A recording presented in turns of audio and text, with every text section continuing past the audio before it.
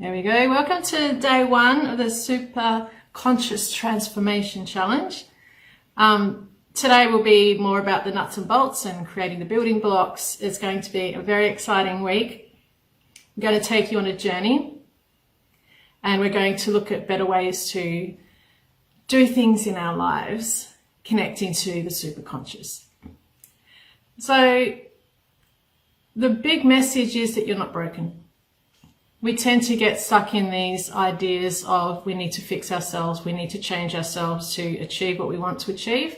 And that's not really entirely true. When you think about successful people, they're not necessarily all the same, are they? They're not all worked on themselves. They've not all addressed problems that they have they? And a great example of that, of course, is Donald Trump, who I use that example quite often because Donald Trump is one of the most successful people on the planet and he clearly hasn't done much to work on himself.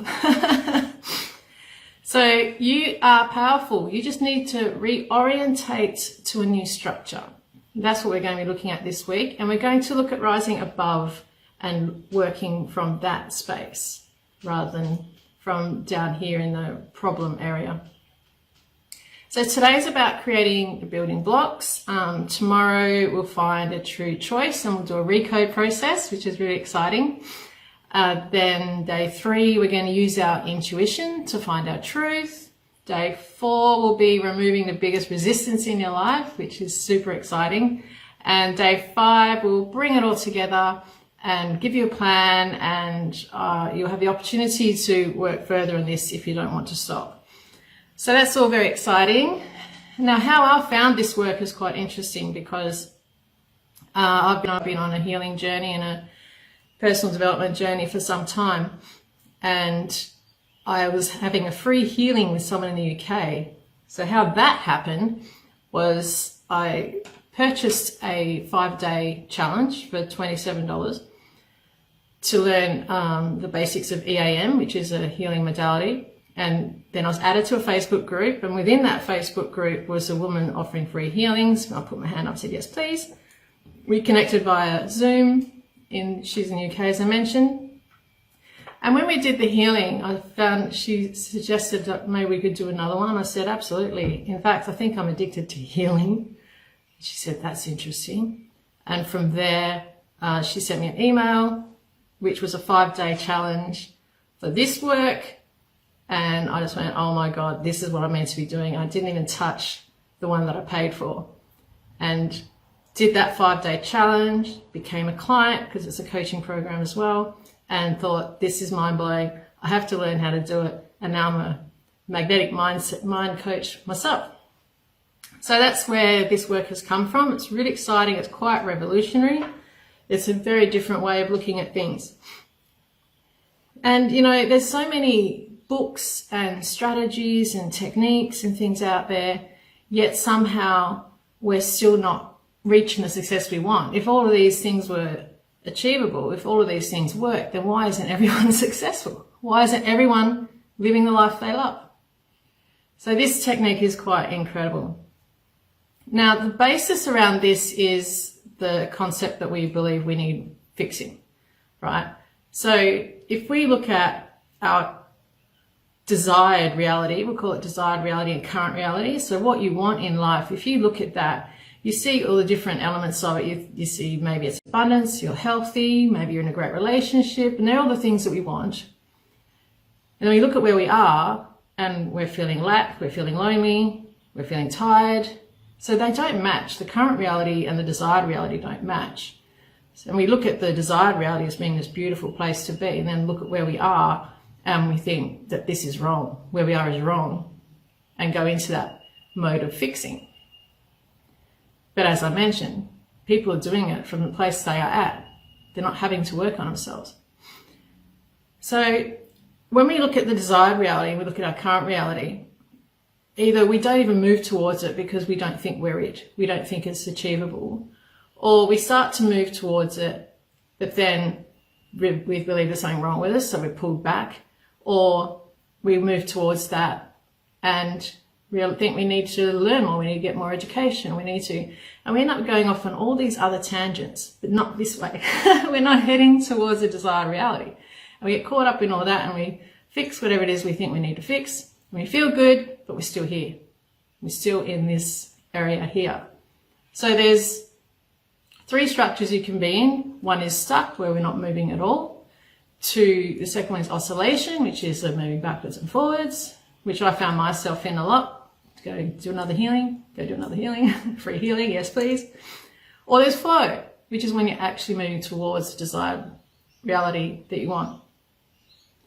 And the best way to get into flow is the path of least resistance. There's a lot of work around this, and the path of least resistance is a bit like water flowing downhill, and it finds its goal. It gets to the bottom of the hill, doesn't it? If there's rocks in the way, it goes around it, whatever.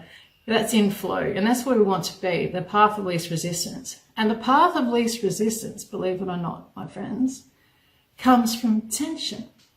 Now, if you think about it, if I've got an elastic band and I pull the elastic band apart, and this is desired reality as an example, and that's the current reality. We pull the elastic band and it wants to meet in the middle, doesn't it? It actually gets pulled to the middle. It wants to meet in the middle. So by creating tension, which is what happens when we are traveling along and these resistances pop up, by creating tension, we're actually going to get pulled towards our goal. Does that make sense? So I wonder what structure you're finding yourself in. Are you stuck? Are you oscillating? Or are you actually in flow? Are you actually making progress towards what you want? So yeah, successful people are able to create without fixing themselves. They just created from where they are. They just saw something and they went for it, right? Again, an example of Trump. He's got the woman of his dreams, millions and millions of dollars, billions, President of the United States of America. He did nothing to fix himself, right? You can still be successful and not work on yourself. And all failure and success, the common denominator is not the type of person. It's the structure. They were in flow. They just created. They were in creation, not problem solving, which is where the majority of personal development and healing work is. There's nothing wrong with healing, nothing wrong with personal development. It's the structure. So this week we're going to learn how to get in the right structure so you actually get results. And we're going to connect to the truth of you. Now there's 3 different consciousnesses, it's hard to say, 3 different consciousnesses, and they are the self-conscious, in this example of this work, they are the self-conscious, which you might see as the ego. And the self-conscious is all about polarity, the law of polarity. So when something is hot, it tends to go cold. When something is cold, it tends to get warm. There's always these opposites in life. The subconscious and the unconscious wants balance and survival and doesn't want to change. So you've got the battle there already. The self-conscious wants the hot, cold, the polarity, and the unconscious wants balance. So you've already got this battle happening here. But then there's the superconscious, which is infinite information. It's your aspect of source, and this is where we'll be working this week. So the superconscious, we have our own individual superconscious, and it's basically a field of information that is around before we're even born. So you think when your father's sperm and your mother's egg met and you started to grow, you didn't have a brain or a heart or any of that. What instructed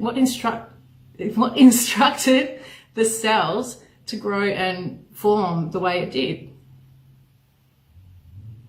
It was your superconscious. So the superconscious is around before you're even born, and it carries epigenetics. For those who don't know what that is, it's trauma and instincts and all those sorts of things. So epi means over, so it's over genetics. So around your DNA is all this source of information, which is partially your superconscious.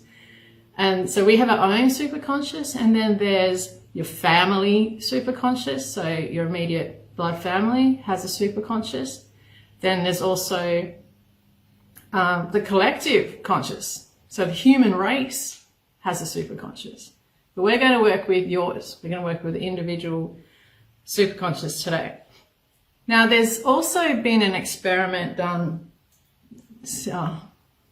many, many decades ago where a photo gun was used, which shoots photons, light, and they got a piece of paper or card and put some slits in it, shone the light through the slits, and there was this photogenic paper on the other side that put an imprint from the light, right? So they shone this proton gun with the light through the two slits, and typically what happened was on the photogenic paper you saw the lines where the slits were, right? But what they noticed too was they were making measurements and doing all their things, when they weren't looking and measuring, when they were looking the other way, there was lots of thin lines imprinted on the photogenic paper. And what they discovered is that light was actually a wave when they weren't looking. When they were watching it, beams of light. When they moved away, when they weren't looking, it was a wave. Now that tells us that us seeing something changes it. And many scientists went on to do work with electrons and neurons and all sorts, and it all does the same thing.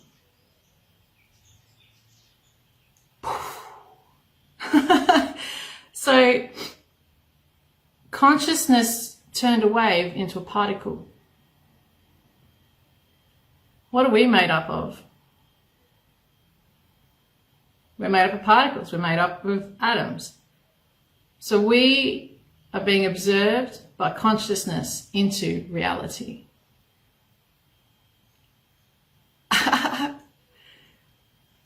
So we can create our own reality, right?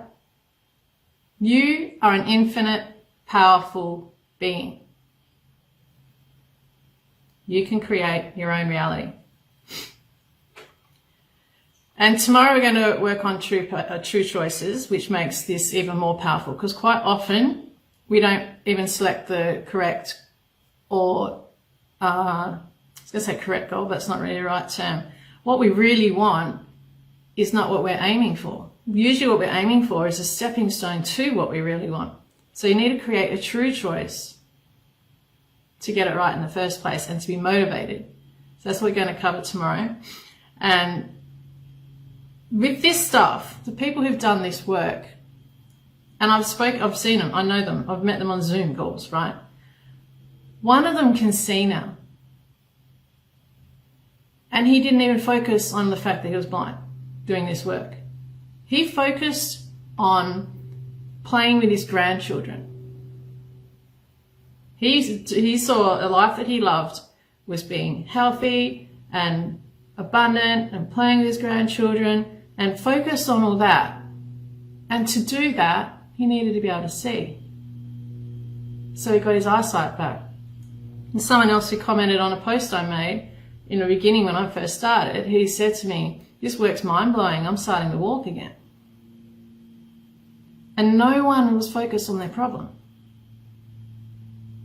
They just created. That's how powerful we are. Now you think about people with multiple personality disorders, right? There's stories out there where their different personalities have different physical conditions, but one has reading glasses, one doesn't. One of them has diabetes, the other one doesn't. How? What? We can create our reality. We just need to work from the superconscious instead of the self-conscious and the subconscious that are just battling it out and putting up resistances for us all the time. So you're going to learn the art of being a superconscious creator this week, which is really exciting. And you have the power to hold on to where you are or to let it go. And you know, it sounds awful. And if you've been through a really bad experience, I have too. I'm sorry to hear that. We have no control over things that happen to us, but we have complete and utter control over what we do with that. And you can hold on to those awful feelings, or you can let them go. You do anything. You can really do anything. So you may not have created what happened to you, but you created where you are now. So let's create a life you love.